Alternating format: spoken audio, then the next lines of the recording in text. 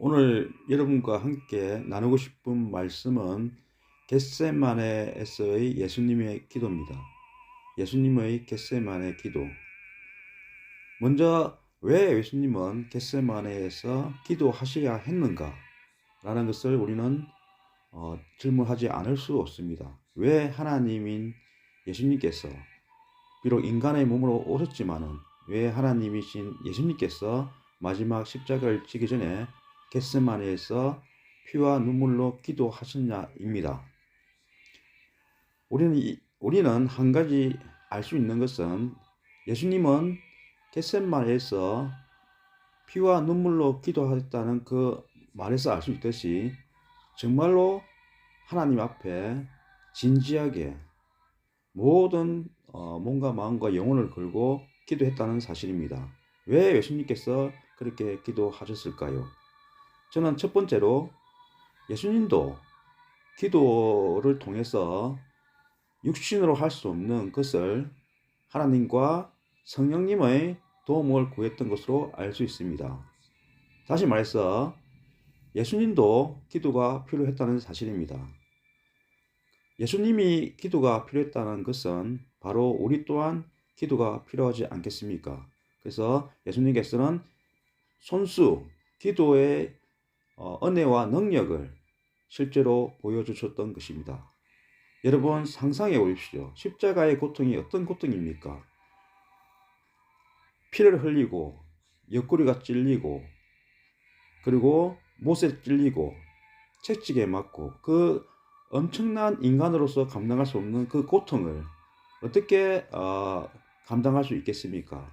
오직 성령의 은혜와 능력, 그 하나님의 도우심이 없으면은 그것을 이겨내고 또한 완수할 수 없었던 것입니다. 물론 예수님도 이 땅에 오셔서 십자가를 지기 위해서 오셨다고 말씀하셨습니다. 십자가 없이는 우리의 구원이 없기 때문입니다.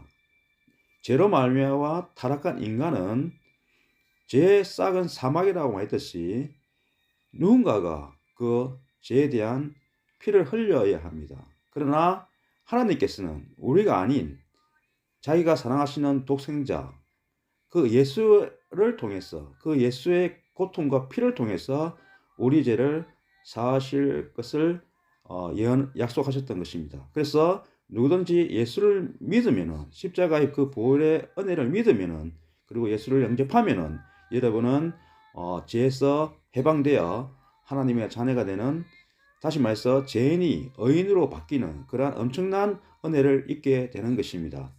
이것이 바로 하나님의 비밀입니다. 예수님을 통한 하나님의 구원 사역에 대한 비밀인 것입니다. 자, 다시 첫 번째 제가 예수님의 그 겟세마네 기도를 통해서 첫 번째로 기도의 중요성. 여러분, 우리가 이 세상을 살면서 믿음을 짓기 위해서 가는 여정에 있어서 얼마나 많은 고통과 환난이 있습니까? 그러나 우리에게는 하나님이 계시고 성령님이 계시고 그리고 기도의 은혜와 능력이 있다는 걸 기억해야 됩니다. 하나님께서 우리에게 준 그 하나님과 대화할 수 있고 하나님께 도움을 청할 수 있는 그 기도의 은혜와 능력을 줄 수 있다는 것입니다.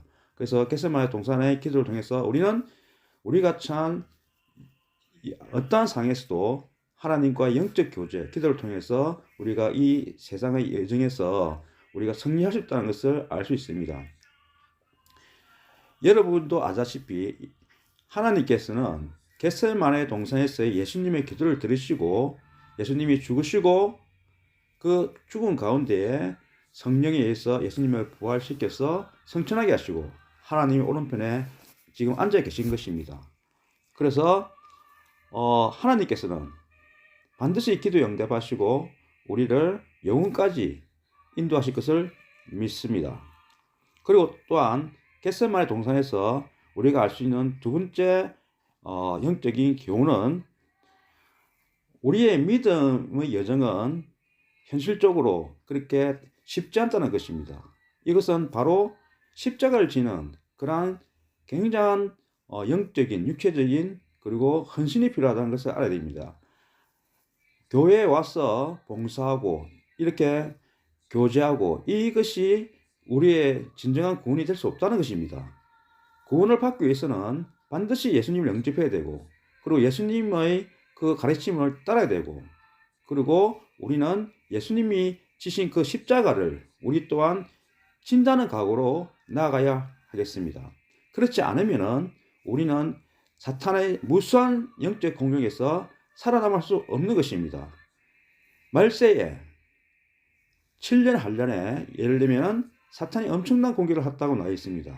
어떻게 우리가 그 한란을 이겨내며 마지막 때 그 모든 박해를 이겨내겠습니까? 오직 기도를 통해서 이겨낼 수 있지 않겠습니까? 그래서 두 번째는 기도의 능력, 그리고 그 영적 전쟁이라는 것은 쉬운 단계가 아니라는 거. 그래서 우리는 반드시 기도가 필요하다는 것이 되겠습니다. 세 번째로 또 말씀드린 것은 겟세마네 동산의 그 기도는 우리가 영광을 얻기 위해서, 우리가 영원한 구원을 얻기 위해서 반드시 거쳐야 되는 것이라는 것입니다. 그래서 그리의 복음 전도의 그 모토가 무엇입니까? 말씀과 기도와 성령입니다. 우리는 말씀, 다시 말해서 창세기부터 요한계시록에 나오는 그 66권이 우리의 생명줄입니다. 그 말씀을 근거로 해서 우리는 우리 자신의 그 믿음의 여정을 가는 것입니다. 그리고 두 번째는 그 말씀을 가졌다 해서 우리가 모든 영적 전쟁에 승리할 수 있다는 것은 아닙니다. 그래서 반드시 우리는 기도가 필요하다는 것입니다. 왜냐하면 하나님은 빛과 진리이기 때문에 단순히 지식적으로 하나님이 아는 것이 아니고 대화를 통해서 매일 하나님과 영적 교류를 하면서 우리의 그 영혼을 안식을 구할 수 있고 또한 승리할 수 있다는 것입니다. 마지막으로 기도, 말씀, 기도, 성령입니다. 자, 예수님께서는 보혜사 성령을 보내준다 했습니다. 그래서 지금 믿는 모든 사람들은 보혜사 성령께서 우리와 함께 하고 있다는 것을 믿어야 됩니다. 그래서 성령의 그 인도함도 받아야 됩니다. 예배를 통해서 성령의 감화 감동으로 우리가 은혜를 받고 그 은혜에 의지해서 또한 지혜와 함께 우리가 모든 것을 판단하며 또 하나님의 우리에 대한 비전이 뭐고 사명이 뭔지를 또한 깨달아야 한다는 것입니다. 그래서 우리가 이 지금 한국 사회에 있는 이 정치적인 어떤 그 혼돈 상태, 그리고 사회적으로 부패와 부정이 만연한 사회, 그리고 전 세계적으로는 전쟁과 기근이 엄청나게 만연되어 있지 않습니까? 러시아와 우크라이나 전쟁, 그리고 하마스와 이스라엘 전쟁, 그리고 미국을 중심으로 한 패권주의, 엄청난 어떤 그 3차 대전의 위협 속에 있습니다. 이러한 상황에서 우리가 어떠한 것을 믿고 어떠한 그 기준으로 우리 살아가야 되는가? 우리 믿는 사람들은 말씀을 문자적으로 우리가 반드시 붙잡아야 됩니다. 그리고 기도와 성령입니다. 그리고 또 한 가지 말씀드리고자 하는 것은 구원을 받기 위해서는 반드시 성령의 거듭남을 체험해야 한다고 예수님께서 말씀하고 있습니다. 니고데모, 요한복음에 나오는 2장 니고데모에 대해서 예수님께서는 니고데모에게 반드시 얘기했습니다.